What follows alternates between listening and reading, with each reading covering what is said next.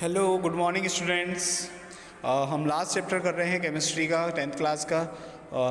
आज मैंने पहले भी इसके 2 लेक्चर बनाए हुए हैं। मैं सोच रहा हूँ कि दोबारा से उनको रिपीट कर देता हूँ और एक कंप्लीट लेक्चर इस वीडियो में बना देता हूँ। ठीक है, तो शुरू करते हैं। चैप्टर का नाम है पीरियोडिक क्लासिफिकेशन ऑफ एलिमेंट्स।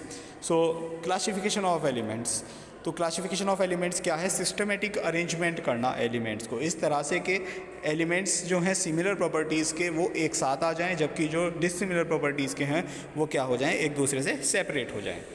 हमें what is the need for classification of elements? Classification of elements की ज़रूरत क्यों पड़ी?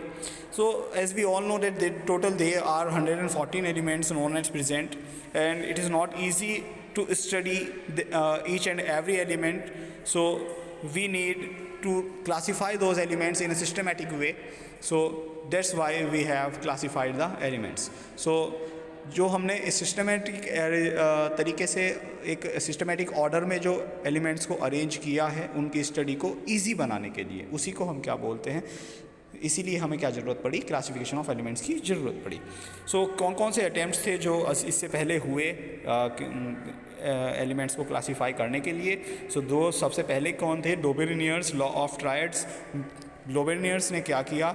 3 एलिमेंट्स का एक अपना ट्रायड बनाया। उनके अकॉर्डिंग क्या था कि जो पहला और तीसरा एलिमेंट है, अगर जो उनको according to increasing atomic mass arrange किया जाए तो फर्स्ट और तीसरे एलिमेंट का अगर अरिथमेटिक मीन कैलकुलेट किया जाए तो वो बीच वाले एलिमेंट के एटॉमिक मास के इक्वल आता है।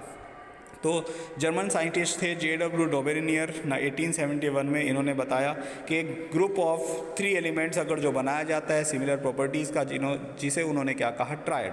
तो इंक्रीजिंग ऑर्डर एटॉमिक मास में उनको अगर जो रखा जाए तो बीच वाला जो एटम है उसका जो एटॉमिक मास है वो उन फर्स्ट और थर्ड वाले के अरिथमेटिक मीन के इक्वल आता है।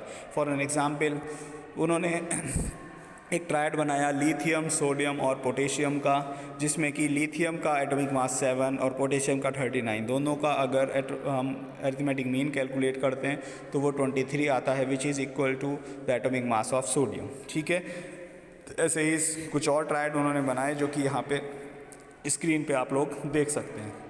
वीडियो को पॉज करें और अरिथमेटिक मीन कैलकुलेट करके देखें, आप लोग समझ जाएंगे। नेक्स्ट बात करते हैं क्या लिमिटेशंस थी इनकी। तो केवल 3 ही ट्रायड बना पाए ये, सभी एलिमेंट्स जो उस टाइम पे पता थे सभी को ये अरेंज नहीं कर पाए, तो ये इनकी सबसे बड़ी लिमिटेशन थी। दूसरी जो साइंटिस्ट हुए वो आए फिर न्यूलैंड ने अपना एक लॉ दिया जिसको बोला न्यूलैंड्स लॉ ऑफ ऑक्टेव। तो ये क्या थे? इंग्लिश साइंटिस्ट थे, जॉन अलेक्जेंडर रीना न्यूलैंड इनका पूरा नाम था। 1886 में इन्होंने कहा कि अगर जो एलिमेंट्स को हम इंक्रीजिंग एटॉमिक मास में के अकॉर्डिंग अरेंज करते हैं तो हर एक 8वां एलिमेंट जो है फर्स्ट वाले से 8वां, उसकी प्रॉपर्टीज़ क्या होती हैं? रिपीट होती हैं। तो हर एक, जैसे कि म्यूज़िकल नोट्स होते हैं हमारे, सारे गामा पाधा नी, उसके बाद फिर से सा आ जाता है, रिपीट हो जाती हैं प्रॉपर्टीज़। ऐसे ही यहाँ पे भी प्रॉपर्टीज़ क्या होती हैं? रिपीट होती हैं। जो एलिमेंट्स उन्होंने किस तरह अरेंज करे ये आपके स्क्रीन पे हैं, Li, Br, Bc, NOF, उसके बाद Na, Mg। तो यहाँ पे देखें Li के बाद जो Na 8वां एलिमेंट आया उसकी प्रॉपर्टीज़ क्या होंगी? बिल्कुल सेम होंगी। ऐसे ही Br से जो 8वां एलिमेंट Mg आया उसकी प्रॉपर्टीज़ सेम होंगी। तो सिमिलर प्रॉपर्टीज़ वालों को ऊपर नीचे रखा गया। इसकी लिमिटेशंस क्या थी? एक तो ये लॉ जो था एप्लीकेबल था ओनली कैल्शियम तक के लिए, केवल लाइटर एलिमेंट्स के लिए वर्क करता था।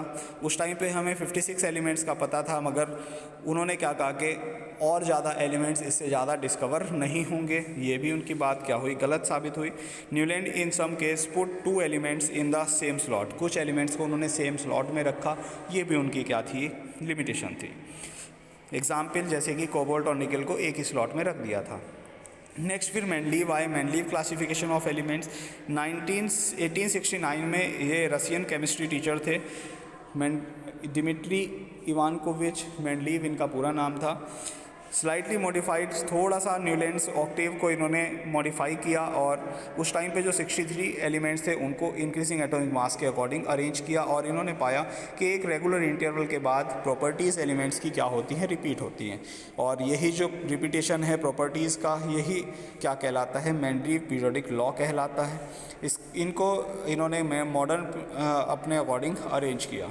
नेक्स्ट बात करते हैं मॉडर्न पीरियोडिक लॉ क्या है। So the properties of elements are periodic function. जो प्रॉपर्टीज़ हैं वो क्या है, पीरियोडिक फंक्शन। पीरियोडिक फंक्शन का मतलब एक के बाद रिपीट होना, एक पीरियड के बाद रिपीट होना, जब हम उनको इंक्रीजिंग एटॉमिक मास के अकॉर्डिंग अरेंज करते हैं। तो when the elements are arranged in the order of increasing atomic masses their properties appear at regular intervals. Regular interval पे क्या होने लगती हैं, रिपीट होने लगती हैं। यही क्या है, मेंडलीव पीरियोडिक लॉ था। ठीक है, मेंडलीव पीरियोडिक लॉ है, ये ठीक कर लेना इसको। नेक्स्ट बात करते हैं Mendeleev's periodic table. Mendeleev's periodic table में उसने क्या किया, मेंडलीव ने एलिमेंट्स को कुछ ग्रुप्स और सर्टेन पीरियड्स में क्या किया, अरेंज किया। जो हॉरिजॉन्टल रोज थी